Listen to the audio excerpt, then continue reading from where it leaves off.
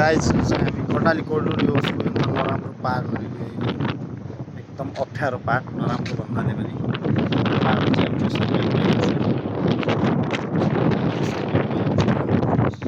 सबैभन्दा कटाली कोडुल्यो सबैभन्दा नराम्रो एकदम नराम्रो हाम्रो चाहिँ बन्द गरेर गाडी घोडा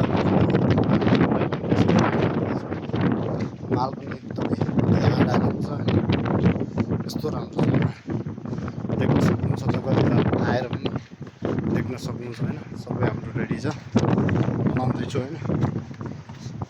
फिनिसिङ गर्ने तयारीमा छु अब केही दिनमा